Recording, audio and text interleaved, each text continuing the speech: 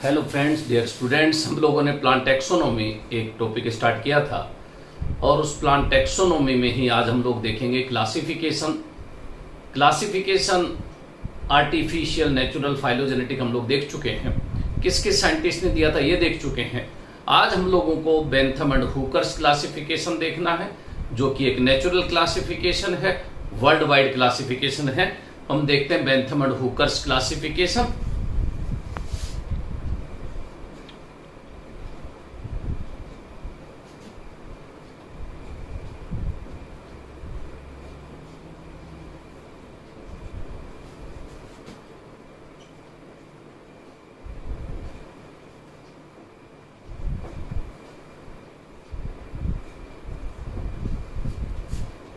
सबसे पहली चीज अपने को ये देखनी है कि बेंथम का पूरा नाम George Bentham and Joseph Dalton Hooker, दोनों ही ब्रिटिश साइंटिस्ट हैं और royal botanical garden queen England में काम किया है दोनों ने। इनका अगर लाइफ स्पेन देखते हैं 1800 टू 1884, 1817 टू 1911। क्या क्या किया इन्होंने देखो। They classified spermatophytes into spermatophyte is a division into 3 classes। एक बात तो ये है, और वो 3 क्लासेस कौन सी? डाइकोटिलिडनी,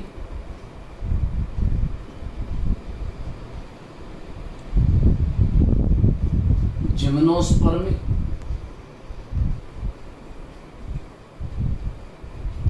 एंड मोनोकोटिलिडनी।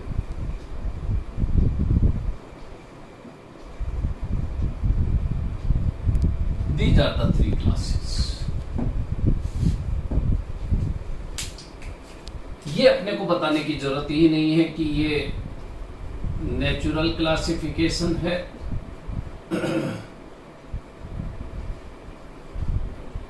ये बताने की जरूरत नहीं है ये वर्ल्ड वाइड क्लासिफिकेशन है।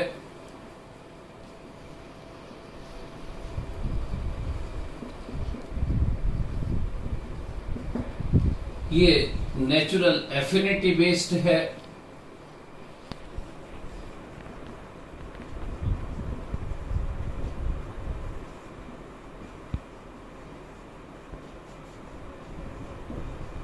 और ये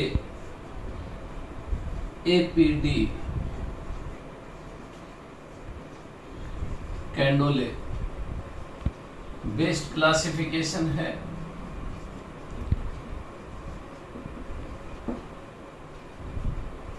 इन्होंने जो बुक लिखी थी वो बुक जेनेरा प्लेंटेरम है,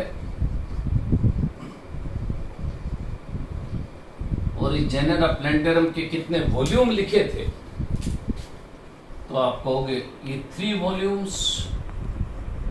और इंपॉर्टेंट चीज क्या है देखना, first volume published in 1962। First volume was published in 1862 and last volume देखो इनकी डेथ से 1 साल पहले थर्ड वॉल्यूम कब पब्लिश हुआ? 1883 में। मरने के 1 साल पहले तक भी कहने का मतलब काम कर रहे हैं। 1883 में पब्लिश हुआ और टोटल कितनी फैमिलीज में डिवाइड किया? 202 फैमिलीज।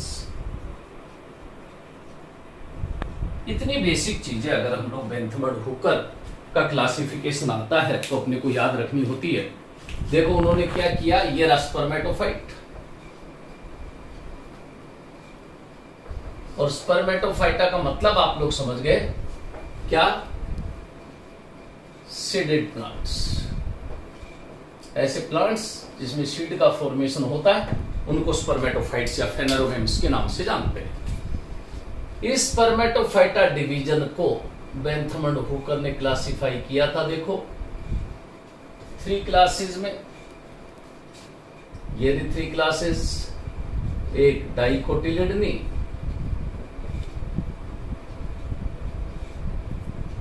एक जिम्नोस्पर्मी,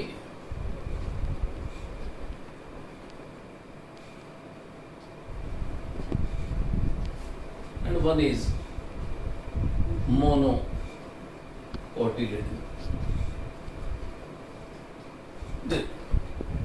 इस फर्स्ट स्टेप पे ही मेंडल की एक तो मेरिट है,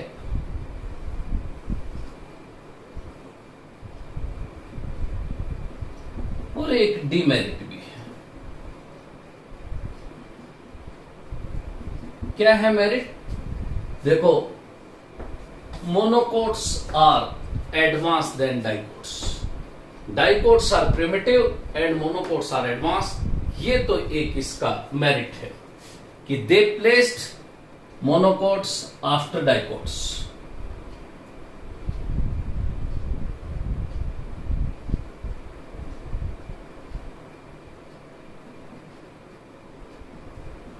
एक बात तो अपने को ये याद रखनी है कि उन्होंने मोनोकोट्स को डाइकोट्स के बाद रखा, ये तो मेरिट। लेकिन एक डीमेरिट भी है, they placed gymnosperms in between 2 angiosperms. ये देखो, ये भी एंजियोस्पर्म और ये भी एंजियोस्पर्म, इन दो के बीच में रख दिया जिम्नोस्पर्म को।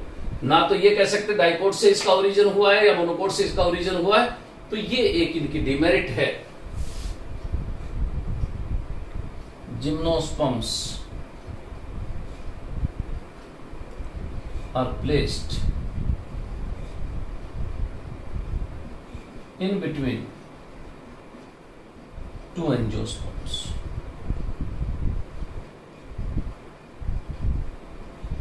ये बात भी अपने को याद रखनी है डीमेरिट में।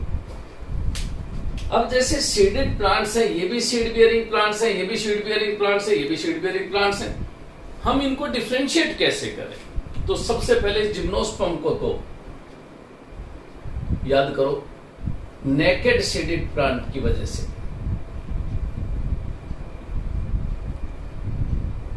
अलग कर दिया हमने कि वो प्लांट्स जिसमें सीड्स फ्रूट वॉल में एनक्लोज नहीं है उसके बेस पे अलग कर दिया। एक इनकी जो रिप्रोडक्टिव स्ट्रक्चर है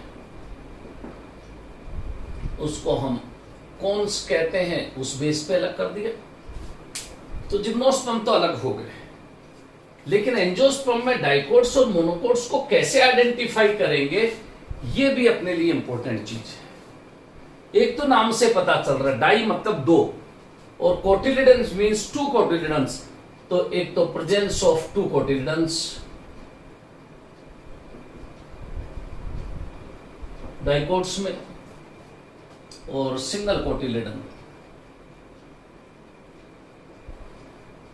एक डिफरेंस तो ये हो गया। दूसरा डिफरेंस, अगर किसी डाइकोट की लीफ को देखोगे तो उसमें रेटिकुलेट वेनेशन मिलेगा।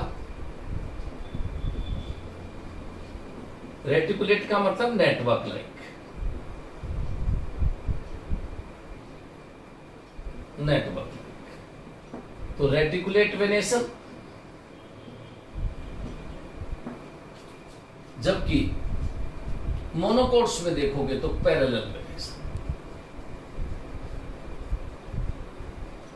इनमें पैरेलल वेनेशन। तीसरी चीज हम लोग देखें, 2 डिफरेंस तो पता चल गया कि कोटिलिडन्स 2 होते हैं, उसमें एक होता है इसमें रेटिकुलेट वेनेशन होता है, लीफ में वहां पे पैरेलल वेनेशन होता है। अगर डाइकोट्स के फ्लावर को देखेंगे तो फ्लावर या तो पेंटामेरस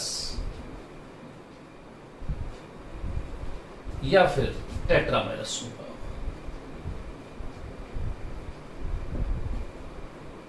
जबकि मोनोकोट्स का फ्लावर ट्राइमेरस होता है। क्या मतलब हुआ पेंटा और टेट्रामेरस का नंबर ऑफ सेपल्स 5 और 5 का मल्टीपल, या पेटल्स 5 का मल्टीपल, 4 और 4 का मल्टीपल, इसी तरह 3 और 3 का मल्टीपल है उसको ट्राइमेरस, 4 और 4 का मल्टीपल है टेट्रामेरस। और मोस्ट ऑफ द डाइकोट्स में नंबर ऑफ पेटल्स 5 होते हैं, उसको पेंटामेरस कहते हैं। क्वेश्चन आता है give the example of family having tetramerous condition, वो मस्टर्ड फैमिली को याद करना, जिसको हम क्रूसीफेरी कहते हैं, उसमें टेट्रामेरस कंडीशन है, बाकी मोनोकोट्स में ट्राइमेरस कंडीशन। इसी तरह डाइकोट्स में आप लोग देखोगे सेकेंडरी ग्रोथ नहीं होती है या होती है, तो कहेंगे secondary growth is present in dicots, और मोनोकोट्स में secondary growth absent. Exceptional cases कोई पूछे तो यूका एंड ड्रेसिना मोनोकोट होते हुए भी सेकेंडरी ग्रोथ होती है।